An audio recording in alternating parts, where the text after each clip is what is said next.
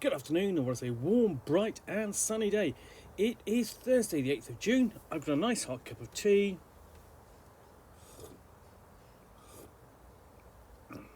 And I have a board game to unbox. It's Apocalypse, published by Games Workshop, 1980 or so? 1980. And now this is a game I picked up in the Bring and Buy for the handsome price of £15 at UK Games Expo this last weekend. The Cold War has suddenly turned boiling hot as Europe explodes after 50 years of peace. Ambitious and unscrupulous politicians, of whom you are one, are expanding their power bases in an attempt to control this vital area. You must make alliances with care, seeking always to get more than you give. Combat is a matter of outwitting your opponents, with the die acting not as a random element, but as a medium for outthinking your enemy. A game that requires diplomatic skills and a poker face is made more deadly by the introduction of nuclear weapons. These are so powerful that no other player can allow you to sight them near his empires. But foolish sighting can lead to a chain reaction that could destroy your empire, leaving non-nuclear powers to profit from your downfall. A unique game that combines apparent simplicity with high skill and great fun. Apocalypse is one of the classic games of the decade. So that's written by Charles Vasey, who was a noted designer and reviewer of board games. Okay, so what you get: one full colour mounted playing board showing Europe and North Africa divided into regions.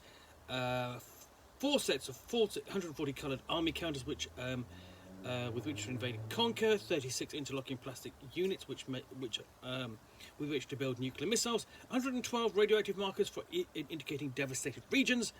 28 city mark counters to determine the individual empires at the start of the game. 1 die, which is never thrown, but is used in a novel and skillful way to decide conflict.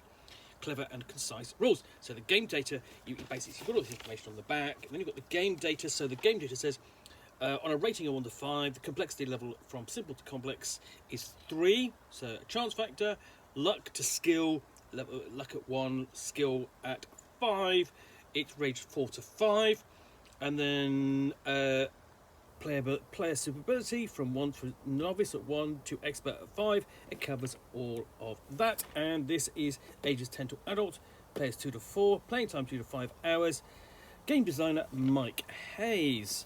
Now, Apocalypse originally came out in 1974. It was a game called Warlord, designed and published by Mike Hayes, and it's seen as sort of like a nuclear development of the game, diplomacy in some of its aspects. Now, I did actually get, I had a copy of this whilst I was at school and played it, much to the consternation of my English teacher, Mr. Rolfe. And then I got to play it at my next school with the nephew of the designer, and instead of little missiles, they were using like the 1 peg, 1 stud pieces of Lego, which were actually more stable and better than the missiles you got in this game. So you've got a terrific cover, and I can remember seeing this cover in the pages of White Dwarf back in the very early 80s. So pick this game up. So opening up, what we have got inside is that, and we pull this out, and this has actually been pretty decently kept together. So you have 2 mat boards. So there's 1, and there is 2. I don't know whether there's a copy of the rules in here. Oh yes, there is. Okay, I shall look at those in a moment. Then you've got the second map, and you basically put it back together like that. So you've actually got quite a limited play experience. This has subsequently been republished as Warlord by Mark Hayes and given quite a big makeover. And it's a much larger playing area. You've got you take in more of Russia, North Africa, and even a bit of the Middle East. And the effect is essentially you've got, like, I think there are about 4 maybe 8 map pieces. You put those together to play, almost do like scenarios. So, you've got different areas of terrain in here. So you've got mountains, Arctic, cities, you've got rural areas and urban areas, industrialised and mountains. So you essentially got Northern Europe and the Mediterranean and Africa. So nice actually mounted boards, better than I thought, than I remember them being. Now the rules. There you go. You've got the rule cap booklet, and that's the rules run to three sides of A4 digest size, so really slim. You can pull this out of the box, start playing fairly quickly, as I recall. So then the counters are not very much. The production values beyond this are quite cheap. So this one though has had its die replaced, and let's see whether I'm just going to pull these out, because what we've got, okay, I don't want to lose any counters. So instead of what you had for the pieces were these little slivers or squares of card, and that was your units. So there was let's be kind, the production values on this were cheap. They are, apart from the mounted board, it was designed to not cost very much. The redone version, which I have picked up, you basically, it was a lot, was substantially upgraded. Sorry, just putting those tokens. So you've got the blue army, yellow army, red,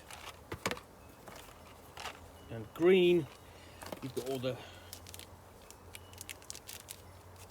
city counters, so you would basically randomly get a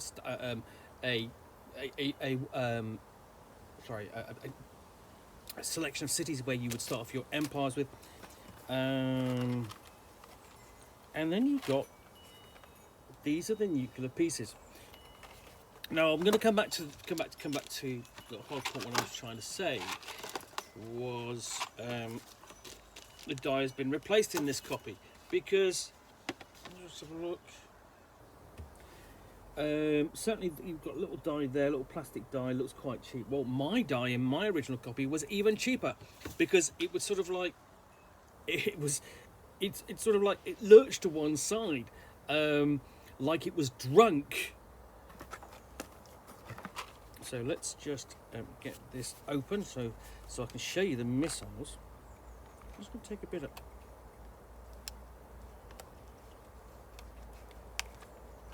Okay, so no, a bit more. So you've got the counters to indicate an irradiated area, and then you've got these little plastic missiles. So each you've got it's essentially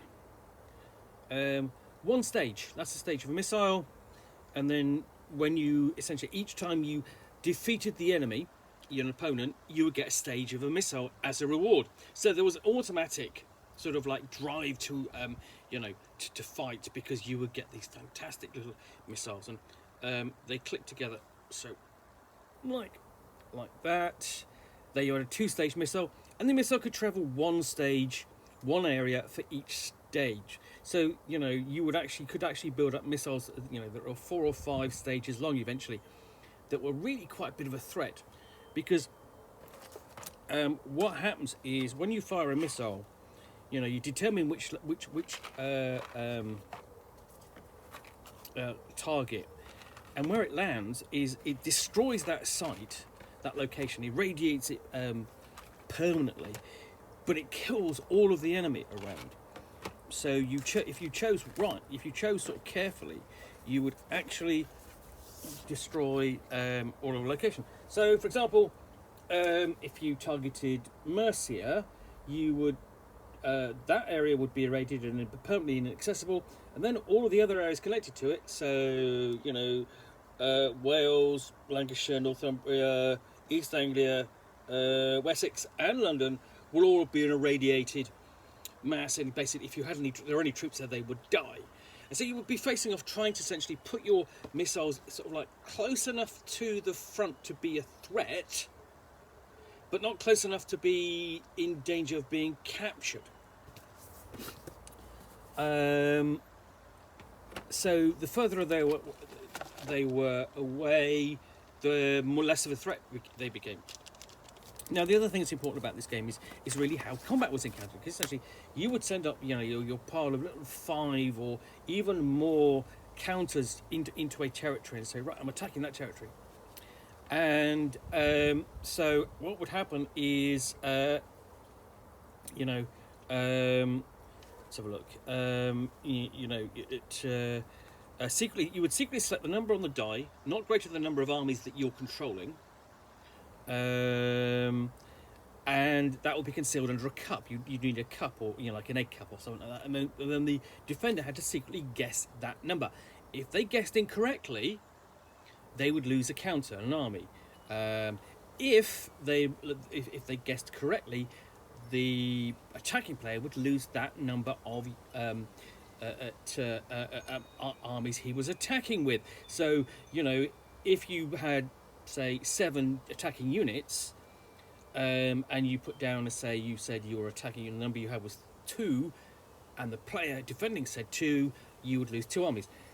So you were essentially bluffing, but also kind of betting that you would attack with fewer armies than not. And that, so essentially the danger was that if you went high, you would lose a greater number of armies. But that's really quite clever in its design, very simple. So this, 90, it's and well, can I say this game is still very playable. I have played it in more recently. It's certainly in its updated Warlord version.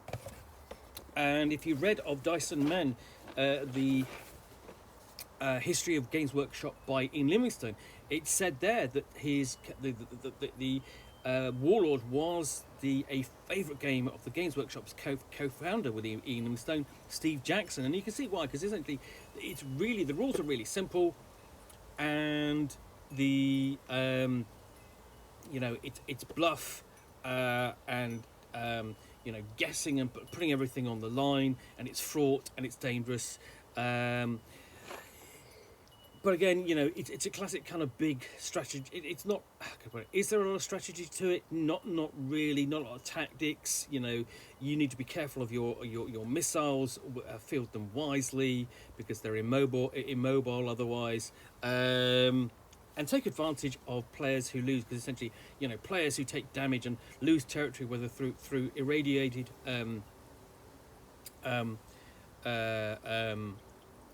territory.